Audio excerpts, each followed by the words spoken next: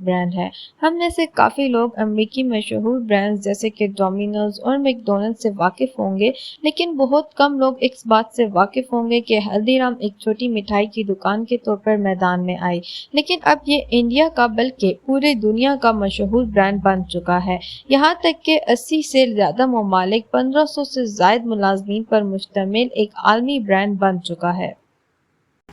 اور 2019 میں ہلدی رام نے $1 بلین کا ریونیو جنریٹ کیا۔ تو یہ کہانی ہے 1990 بیکانیر کی، جب ہلدی رام کی عمر صرف 11 سال کی تھی اور وہ اس کے دادا کی بھجیا کی دکان میں کام کرتا تھا، اور مارواڑی ہونے کے ناطے اس نے جلد ہی پیسے کمانے کے طریقے تلاش کرنا شروع کر دیے۔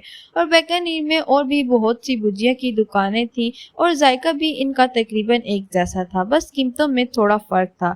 اسی دوران ہلدی رام طاق لے لیتا ہے کہ کام میں اور پروڈکٹ میں کہیں نہ کہیں کوئی کمی ہے، جو کہ شاید صفائی کا نہ ہونا ہے۔ اب سے وہ کچن اور ملازمین کو صاف ستھرا رکھتا اور خود بھی بھجیا بنانے میں دلچسپی لینے لگا۔ دراصل یہ بھجیا ان کے خاندان کی بہو نے پہلی مرتبہ بنائی، اور ہلدی رام کے دادا کو اس بھجیا کی قدر و قیمت کا پتہ چل گیا تھا۔ وہ اسے بازار لے گئے اور جیسے ہی یہ پروڈکٹ مارکیٹ میں آئی، بھجیا بکنے لگی، منافع ہونے لگا۔ لیکن ان سب میں ہلدی رام ہی وہ واحد فرد تھا جو اس منافع اور بچت سے مطمئن نہیں تھا۔ وہ مارکیٹ میں ایک اعلیٰ معیار اور جگہ بنانا چاہتا تھا۔ تو پہلی تبدیلی جو اس نے کی بھجیا بنانے میں، وہ اس نے یہ کی کہ اس نے بھجیا کو موٹ کی دال سے بنانا شروع کیا، اور اس سے بھجیا انتہائی لذیذ اور ذائقے دار ہو گئی۔ اور کسٹمرز بھی بہت خوش ہوئے، اور روزانہ کی بنیاد پر ایک رش ہوتا ان کی دکان پر۔ اور اب یہ بیکانیر کی سب سے الگ اور منفرد بھجیا کی دکان تھی، اور اس کی قیمت بھی کچھ مختلف تھی، یعنی اب اس کی بھجیا کی قیمت 5 پیسہ تھی، جبکہ مارکیٹ میں یہ 2 پیسہ تھی۔ اور اس نے اپنی اس بھجیا کا نام بھی تبدیل رکھا۔ اس نے اپنی بھجیا کا نام مہاراجہ ڈونگر سنگھ کے نام پر رکھا۔ تو یہ 3 تبدیلیاں خواتین و حضرات ہلدی رام کو بلندیوں پر لے گئیں۔ یہ تھی ہلدی رام کی کامیابی کی پہلی کہانی۔ اب آتے ہیں دوسرے پوائنٹ پر۔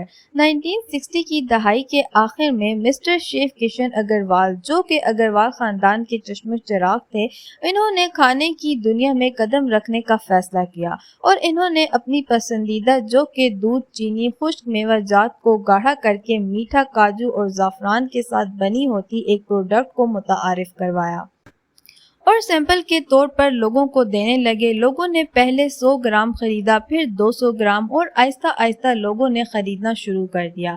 اس قدر خوش ذائقہ اور لذت سے بھرپور تھی کہ کسٹمرز لائنوں میں لگ کر کھانے لگے، اور صرف 3 سال کے اندر ان کی فروخت میں 400% اضافہ ہوا۔ یہ تھا شیف کشن کی کامیابی کا راز۔ اس کے علاوہ پیکیجنگ اور لوکیشن، یہ 2 بھی قابل تعریف تھیں۔ اس کے علاوہ اس نے اپنے پروڈکٹ کی مارکیٹنگ پر کوئی خرچہ نہ کیا، بلکہ لوگ خود ایک دوسرے سے سن کر آنے لگے اور دور دراز اپنے پیاروں کے لیے بھی بھجوانے لگے۔ اس کے بعد کیونکہ 1980 کی دہائی میں کوئی بھی مارکیٹ اور پیکیجنگ کو سنجیدگی سے نہیں لیتا تھا، چنانچہ جب منوہر لال نے اس حکمت عملی کو عملی جامہ پہنایا، تب ہلدی رام بھجیا والا صرف پروڈکٹ کی شپنگ نہیں کر رہا تھا، بلکہ اپنی برانڈ کی مارکیٹنگ پر بھی خاصا فکر مند تھا، اور اس نے اس پر کام بھی کیا، جس کی وجہ سے مارکیٹ میں اس کا اور بھی نام ہوا۔ دنیا میں اس کے برانڈ کی دھوم تھی۔ تو یہ کچھ حکمت عملیاں تھیں جن کی وجہ سے ہلدی رام ایک مڈل کلاس فیملی سے تعلق رکھنے کے باوجود بھی انڈیا کے ایک بزنس ٹائکون میں تبدیل ہو گیا۔ آج کے لیے میری طرف سے اتنا ہی۔ امید کرتی ہوں آپ نے اس کیس اسٹڈی سے ضرور کچھ سیکھا ہوگا۔ ملتے ہیں اگلی ویڈیو میں، تب تک کے لیے اپنا خیال رکھیں۔ خدا حافظ۔